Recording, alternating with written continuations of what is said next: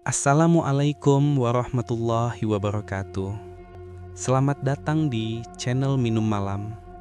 Sebelum kita lanjut ke ceritanya, tekan dulu tombol like dan jangan lupa tekan juga tombol subscribe channel ini. Gratis ya, Sobat Malam. Nyalakan juga lonceng notifikasinya agar tidak ketinggalan cerita-cerita lainnya. Dan seperti apa untuk kisah kali ini? Langsung saja kita masuk ke ceritanya.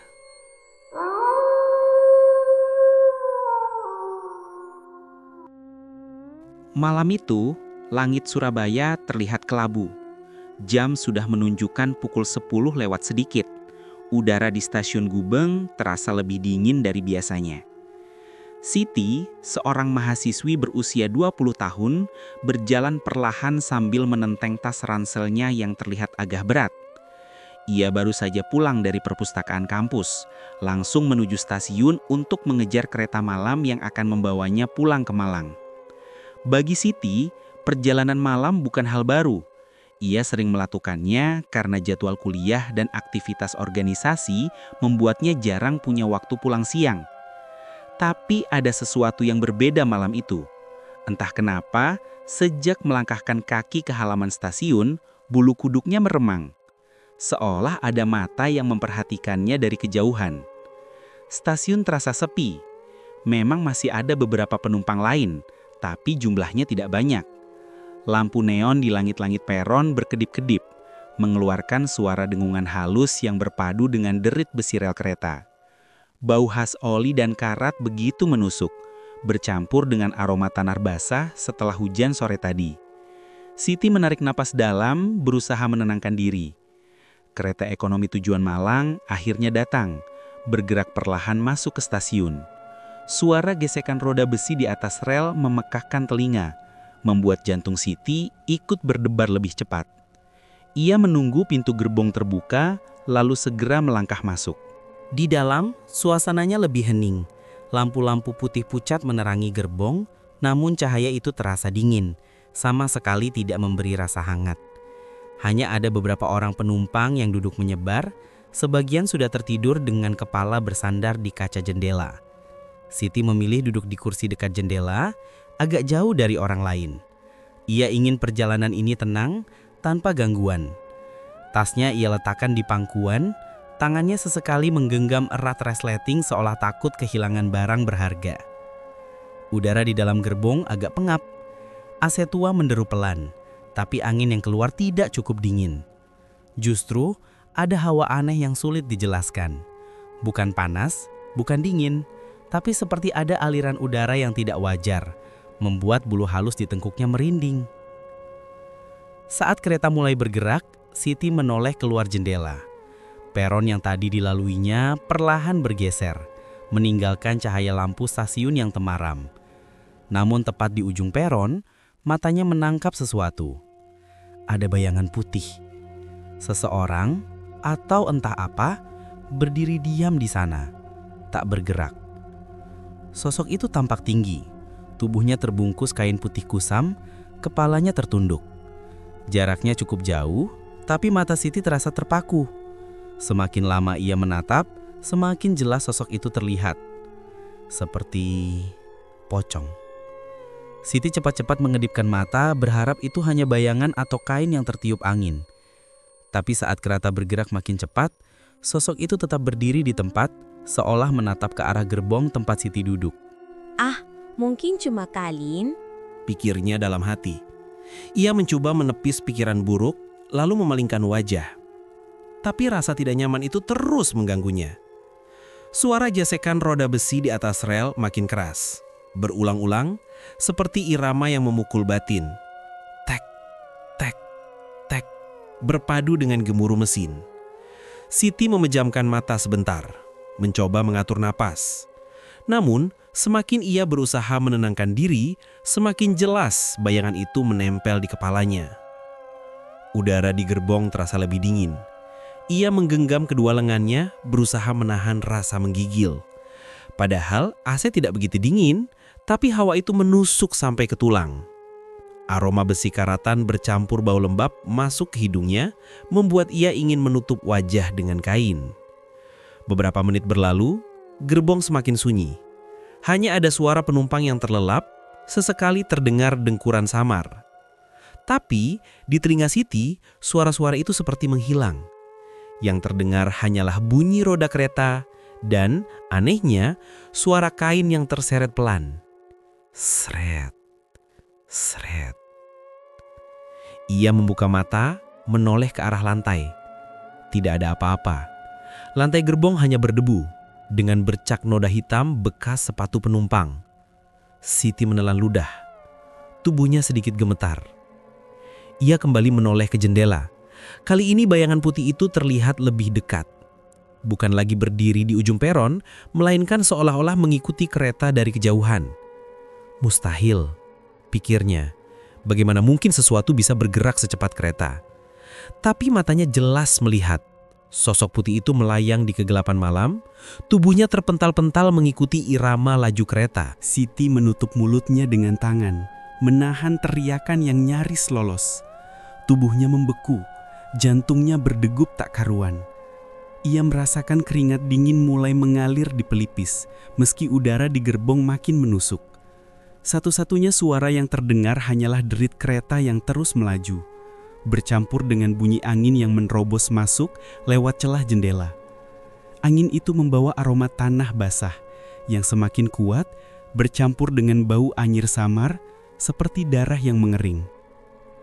Siti ingin berpaling, tapi rasa penasaran membuat matanya tetap menatap keluar.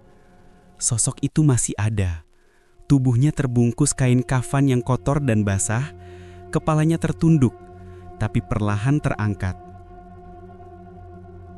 Dalam sekejap, Siti melihat wajah pucat dengan mata melotot kosong, menatap lurus ke arahnya dari balik jendela kereta. Jantungnya seakan berhenti berdetak, nafasnya tercekak, tubuhnya kaku. Ya Allah. Gumamnya lirih, nyaris tak terdengar. Kereta terus melaju, meninggalkan stasiun yang kini sudah jauh di belakang. Tapi tatapan kosong itu masih tertinggal dalam pandangan Siti.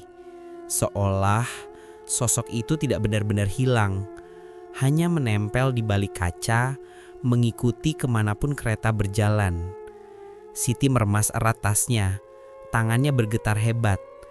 Ingin rasanya ia berdiri, pindah kursi, atau bahkan lari ke gerbong lain. Tapi tubuhnya seolah tertahan, berat, tak bisa bergerak. Dan di tengah rasa takut itu, satu suara samar terdengar jelas di telinganya. Bukan suara kereta, bukan suara penumpang lain, tapi suara berat, parau, berbisik dekat sekali dengan telinganya. Kenapa kamu menatapku? Siti langsung menoleh cepat. Namun kursi di sebelahnya kosong. Tidak ada siapa-siapa. Hanya hawa dingin yang menusuk dan bau anyir yang semakin menyengat. Ia menutup wajah dengan kedua tangannya, mencoba berdoa dalam hati. Tapi tubuhnya tak kunjung tenang. Kereta melaju makin kencang menembus malam. Tapi perasaan Siti justru semakin berat. Ia sadar perjalanan ini baru saja dimulai dan sesuatu yang bukan manusia mungkin sudah ikut naik bersamanya. Lalu, siapa sebenarnya sosok yang Siti lihat di balik jendela itu? Apakah hanya bayangan atau makhluk itu benar-benar ada di dalam kereta bersamanya? Kereta malam terus melaju menembus gelapnya perjalanan antara Surabaya menuju Malang. Siti masih duduk di kursinya. Tubuhnya kaku setelah pengalaman mencekam barusan. Tatapan kosong pocong di balik kaca masih terbayang jelas di kepalanya, membuat napasnya tak beraturan. Ia berusaha memejamkan mata, tapi setiap kali kelopak mata menutup, wajah pucat itu kembali muncul lebih dekat, seolah menempel di balik kelopak matanya sendiri. Deru roda kereta di atas rel terus berulang. Tek, tek, tek. Suara monoton yang biasanya menenangkan, tapi kali ini justru menambah rasa gelisah. Udara gerbong terasa dingin menusuk, berbeda dengan hawa pengap sebelumnya. Siti merapatkan jaket tipis yang ia kenakan, namun rasa dingin itu tetap menembus hingga tulang. Bau anyir samar masih menyelinap di udara, bercampur dengan aroma logam tua dan karat besi. Kereta tiba-tiba melambat. Dari pengeras suara terdengar pengumuman singkat. Sebentar lagi kereta akan berhenti di stasiun kecil, Stasiun Lawang. Lampu-lampu di peron mulai terlihat dari kejauhan, temaram seperti cahaya kuning yang dipaksa menembus kabut tipis malam hari. Kereta berhenti. Suara gesekan besi beradu membuat seluruh gerbong bergetar halus. Pintu gerbong terbuka dengan derit nyaring. Beberapa penumpang naik dengan wajah lelah. Sebagian membawa tas besar, sebagian hanya menenteng plastik belanjaan. Gerbong perlahan bertambah ramai, meski suasana tetap terasa berat dan dingin. Siti memperhatikan sekeliling, mencoba meyakinkan diri bahwa semua baik-baik saja. Namun pandangannya terhenti pada seorang lelaki tua yang baru saja masuk. Lelaki itu berjalan perlahan, punggungnya agak membungkuk, rambutnya tipis memutih, wajahnya pucat pasi. Ia menenteng tas kecil lusuh yang terlihat sangat tua. Langkahnya terdengar berat. Sepatu kulit yang usang menimbulkan bunyi kletak-kletak di lantai gerbong. Aroma tubuhnya samar-samar terbawa angin, campuran bau minyak kayu putih dengan sesuatu yang lebih menusuk, seperti aroma tanah basah dari kuburan setelah hujan. Lelaki tua itu memilih duduk 2 baris di depan Siti, tapi sesekali menoleh ke arah kursi seberang Siti yang kosong. Matanya memandang dengan tatapan penuh kegelisahan, seakan tahu kursi itu bukan kursi biasa. Siti menelan ludah. Kursi itu masih kosong, tapi ia merasakan sesuatu. Suasana di sekitarnya menjadi lebih dingin. Bahkan AC yang tadinya hanya menderu lemah, kini terasa seperti membekukan kulit. Lampu di atas kepalanya berkedip-kedip menimbulkan cahaya yang tidak stabil, membuat bayangan kursi kosong itu terlihat bergetar samar. Kereta kembali bergerak. Suara derit roda kembali memenuhi ruangan. Penumpang-penumpang baru mulai duduk dan sibuk dengan urusan masing-masing. Ada yang segera terlelap, ada yang sibuk dengan ponsel. Tapi Siti tetap menatap kursi kosong itu, merasa ada sesuatu yang tak beres. Tiba-tiba, kursi itu mengeluarkan bunyi pelan. Kriet. Seperti ada yang baru saja menduduki. Sandarannya bergetar sedikit, busa tipis di dalamnya tertekan ke bawah, meski jelas-jelas tidak ada siapapun di sana. Darah Siti terasa berhenti mengalir. Tangannya meremas tasnya lebih erat, jantungnya berdetak begitu kencang hingga telinganya berdengung. Ia tahu ada yang tidak beres, tapi matanya tak mampu berpaling. Dari arah depan, lelaki tua itu, Pak Darto, menoleh perlahan. Tatapannya jatuh pada Siti. Wajahnya semakin pucat, garis kerut di wajahnya terlihat lebih dalam, seolah ketakutan. Ia menggeleng pelan, lalu menunduk sambil berkomat kamit, seperti sedang membaca doa. Siti mencoba berpura-pura tenang, meski tubuhnya gemetar. Namun, tiba-tiba ia mendengar suara lain, begitu dekat, berasal dari kursi seberang. Suara tarikan napas berat, dalam, dan terputus-putus.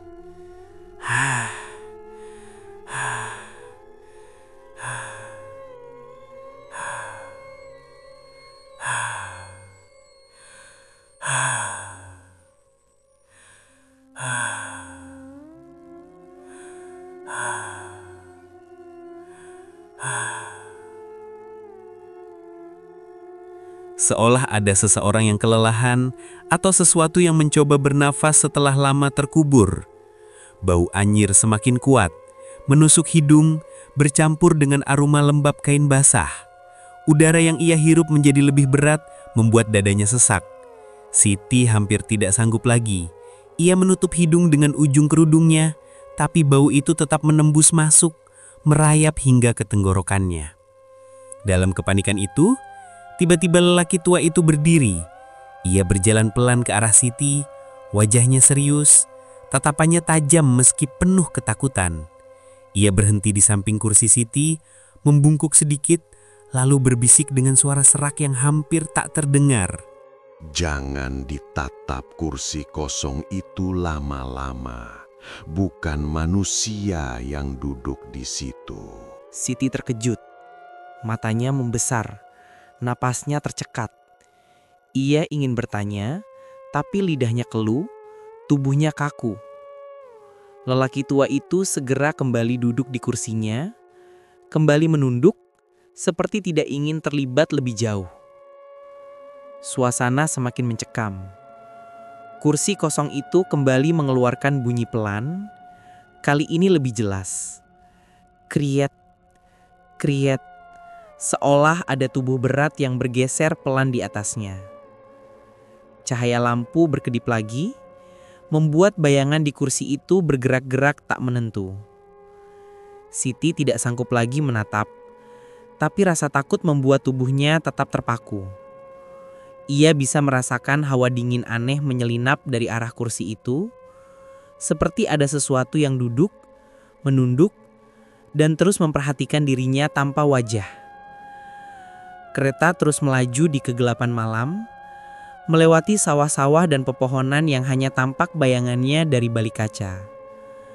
Suara mesin yang monoton kini terdengar seperti irama kematian yang menghantui. Siti menggenggam erat kedua tangannya, berdoa dalam hati, berharap semua ini hanya halusinasi.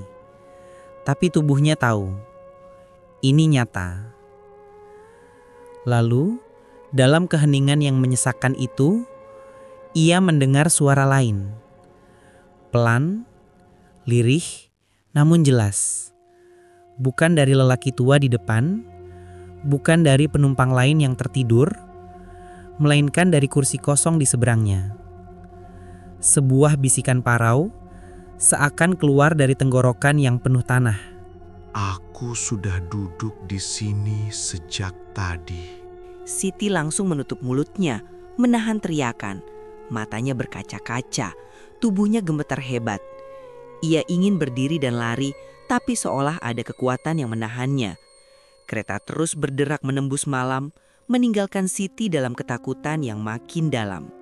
Dan ia tahu, ini baru permulaan. Kereta malam terus berlari menembus kegelapan. Dari balik kaca jendela, hanya ada bayangan sawah luas dan pepohonan yang tampak samar, bergoyang tertiup angin malam.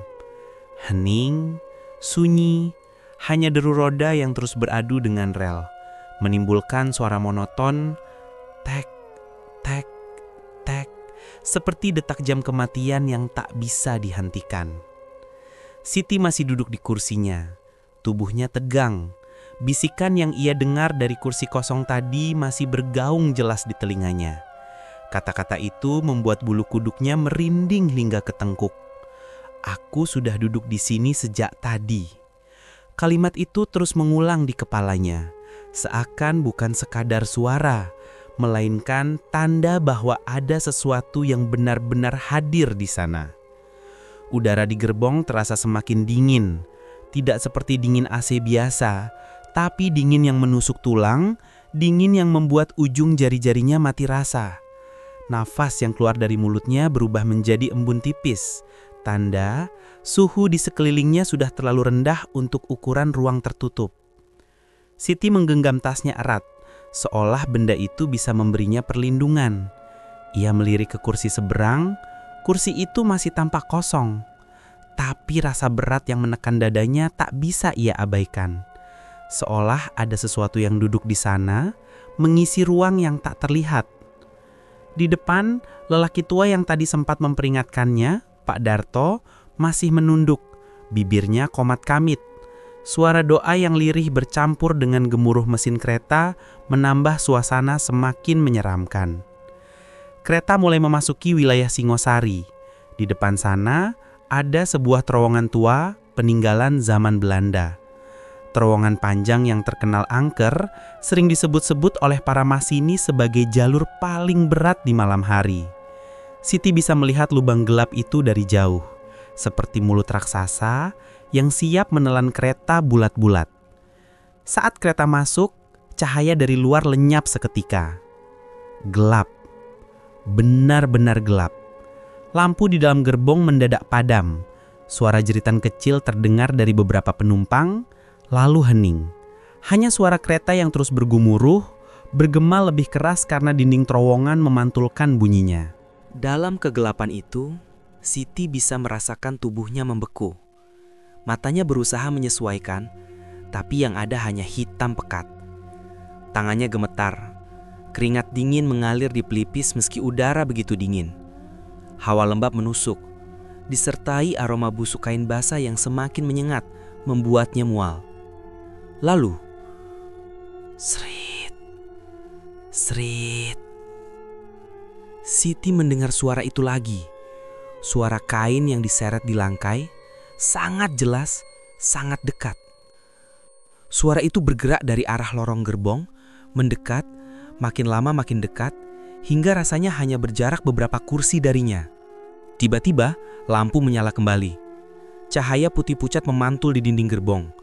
Dan di kursi seberang Siti, yang sebelumnya kosong, kini duduk sesuatu. Pocong.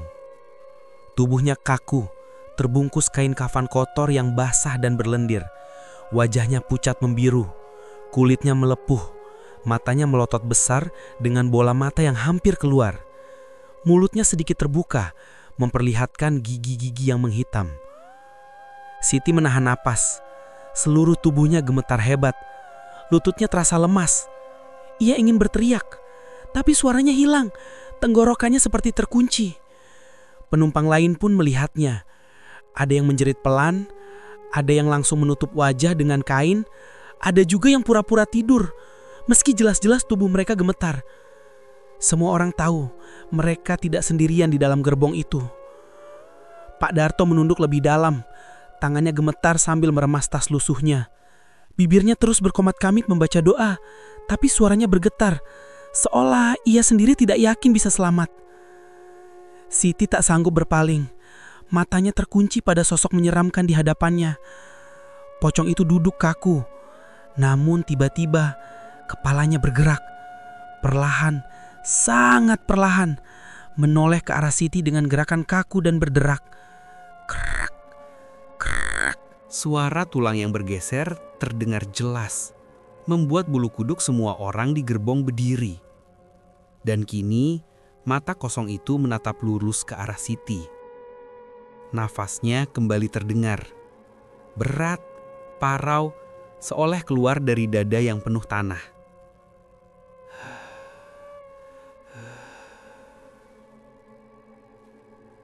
Siti ingin menutup matanya, tapi tidak bisa. Seolah ada kekuatan yang memaksa matanya tetap terbuka. Jantungnya berdetak begitu kencang hingga ia merasa akan pingsan kapan saja. Tiba-tiba, kain kafan pocong itu mulai bergerak. Ujungnya menyeret lantai gerbong, meninggalkan jejak basah yang menjijikan. Pocong itu berdiri dengan kaku, lalu maju satu langkah. Duk. Lantai bergetar pelan. Duk. Satu langkah lagi. Makin dekat. Siti terperangah. Hawa dingin semakin pekat, menyelimuti seluruh tubuhnya. Aroma busuk kain basah bercampur amis darah semakin menusuk, membuat perutnya mual. Semua penumpang kini terdiam, ketakutan. Hanya suara roda kereta yang terus bergemuruh di rel, tapi bagi Siti, suara itu menghilang. Yang ia dengar hanya bunyi seretan kain dan langkah kaku pocong yang terus mendekat. Satu langkah lagi. Kini, pocong itu berdiri tepat di hadapannya. Tinggi, kaku, menatapnya dengan mata kosong yang membesar. Siti menahan nafas, tubuhnya membeku. Matanya berkaca-kaca, air mata menetes tanpa bisa ia cegah. Lalu, bibir pucat itu bergerak mendekat. Aku ikut denganmu. Siti terperanjat. Mulutnya ingin berteriak tapi tidak bisa. Suara itu begitu jelas, begitu dekat, seolah langsung merasuk ke dalam telinganya. Kereta masih terus melaju, tapi bagi Siti, waktu seolah berhenti. Di sekelilingnya, semua penumpang hanya diam, menunduk, berusaha tidak melihat. Mereka tahu, malam itu gerbong kereta bukan lagi milik manusia semata. Kereta terus melaju di atas rel, berguncang dalam gelap malam. Siti masih duduk kaku, tubuhnya gemetar tak terkendali. Di hadapannya, pocong itu berdiri tegak, menunduk sedikit, dengan mata kosong yang menatap tajam lurus ke arah dirinya. Aku ikut denganmu. Kalimat itu berulang lagi. Kali ini lebih jelas, lebih berat, seakan berasal dari dada yang penuh tanar basah. Nafasnya berhembus dingin, menyentuh wajah Siti, membuat bulu kuduknya berdiri hingga kepala. Siti ingin berteriak, ingin lari, tapi tubuhnya seperti terkunci. Lututnya lemas, suaranya hilang, seolah ada kekuatan yang menahan dirinya di kursi, memaksanya untuk menerima tatapan itu. Gerbong hening, tidak ada penumpang yang berani bergerak. Bahkan suara tangis kecil pun hilang, terganti dengan doa-doa yang lirih tercekat di tenggorokan. Pak Darto, lelaki tua yang tadi memperingatkannya, masih menunduk. Tapi kini tubuhnya gemetar hebat. Dari kejauhan, Siti bisa melihat mulutnya komat kamit, membaca ayat dengan terbata-bata, namun wajahnya pucat pasi seperti tak ada darah yang mengalir. Pocong itu mendekat lagi. Ujung kain kafannya menyeret lantai, meninggalkan noda basah yang berbau busuk. Tangannya yang terikat di depan dada tiba-tiba bergerak sedikit, seolah ada sesuatu yang berusaha keluar dari balik lilitan kafan. Siti memejamkan mata, menahan air mata yang terus mengalir. Ia berdoa dalam hati, berusaha mengingat doa-doa yang dulu diajarkan ibunya.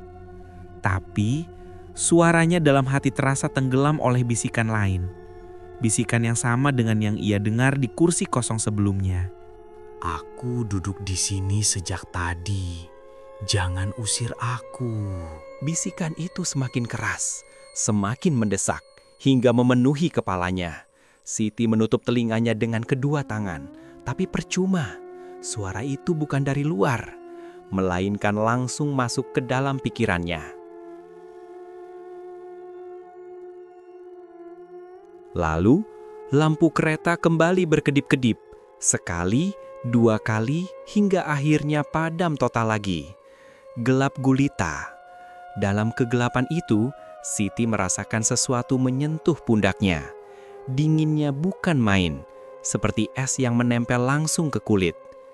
Perlahan, sebuah suara kembali terdengar. Aku ikut pulang. Siti menjerit sekuat tenaga. Jeritan panjangnya menggema di dalam terowongan, membuat beberapa penumpang lain ikut terkejut. Tapi anehnya, di tengah kegelapan itu, suara roda kereta tiba-tiba lenyap. Tidak ada getaran, tidak ada gerakan. Seolah-olah kereta berhenti. Siti membuka mata, dan yang ia lihat membuat darahnya membeku. Gerbong kereta yang tadinya penuh penumpang kini kosong. Tidak ada seorang pun di sana. Tidak ada Pak Darto, tidak ada ibu-ibu yang tadi duduk di ujung, tidak ada bapak-bapak yang berdoa. Semua lenyap. Yang tersisa hanya dirinya dan pocong itu. Tubuh pocong itu kini sudah tepat di depannya. Menunduk begitu dekat hingga wajahnya hampir menempel di wajah Siti. Dari sela kain kafan, matanya yang melotot tampak basah berkilat dalam gelap. Bau tanar basah bercampur anyir darah begitu menusuk, membuat Siti hampir muntah. Aku sudah di sini sejak lama. Bisiknya lagi, kali ini dengan nada lebih jelas. Siti menoleh panik ke jendela. Yang ia lihat bukan lagi gelap terowongan atau hamparan sawah. Yang tampak hanyalah deretan nisan berlumut berjajar panjang sejauh mata memandang. Kuburan. Dan kereta itu seolah berhenti tepat di tengah-tengah pemakaman. Jantung Siti hampir meledak. Ia berdiri dengan sisa tenaga, mencoba mundur. Tapi pocong itu mengikuti, melangkah dengan kaku. Duk, duk, duk. Setiap langkahnya menimbulkan getaran aneh di lantai gerbong. Siti berlari ke ujung gerbong, berusaha membuka pintu sambungan antar gerbong. Tapi pintu itu terkunci. Ia menekan, menarik, memukul. Semuanya sia-sia. Ketika ia menoleh, pocong itu sudah berdiri tepat di belakangnya. Wajahnya begitu dekat, matanya menatap tajam, mulutnya bergetar. Aku ikut denganmu. Lalu tiba-tiba, pocong itu menundukkan kepalanya dan kain kafan di wajahnya robek sedikit. Dari robekan itu, terlihat sesuatu. Bukan sekadar wajah mayat, melainkan wajah lain. Wajah seorang perempuan muda. Pucat, penuh tanah, tapi jelas. Dan Siti mengenalnya. Itu wajah sahabatnya dulu, Mira. Siti membeku, kakinya goyah, hampir roboh. Mira? Bisiknya lirih, tak percaya. Mira, sahabatnya yang sudah meninggal setahun lalu akibat kecelakaan di rel kereta. Tubuhnya hancur dilindas dan orang-orang bilang arwahnya tidak tenang. Kini wajah itu ada di depan Siti, terbungkus kafan kotor, menatapnya dengan mata kosong. Kenapa kamu tinggalin aku sendirian? Suara itu lirih, namun menusuk hati Siti dalam-dalam. Air mata Siti jatuh deras. Ia mundur, gemetar hebat. Aku gak tahu Mira. Aku gak sengaja. Sebelum ia bisa melanjutkan, pocong itu berteriak. Suara melengking panjang, parau, membuat kaca jendela bergetar. Seluruh gerbong dipenuhi suara itu, hingga Siti tak sanggup lagi menahan kupingnya. Dan seketika, lampu kereta menyala lagi. Semua penumpang kembali seperti semula. Pak Darto masih duduk di tempatnya. Ibu-ibu masih di kursinya. Dan suara roda kereta terdengar lagi. Seolah-olah semua kejadian barusan hanyalah mimpi. Tapi Siti tahu itu nyata. Karena di kursi seberang masih ada noda basah dan bau busuk yang menusuk. Dan lebih parah lagi, di pangkuannya kini ada sehelai kain kafan kotor, basah, dengan bercak tanah menempel. Ia menjerit lagi, tapi kali ini tak ada yang menoleh. Seakan-akan jeritannya tak terdengar oleh siapapun. Kereta terus melaju. Dan di kaca jendela, bayangan wajah Mira menatapnya dengan senyum menyeramkan. Sejak malam itu, Siti selalu pulang dengan perasaan diikuti. Orang-orang di kampungnya sering melihat bayangan pocong berdiri di depan rumahnya, menatap diam. Dan mereka percaya, pocong itu adalah Mira, sahabat lama yang kini ikut bersamanya selamanya.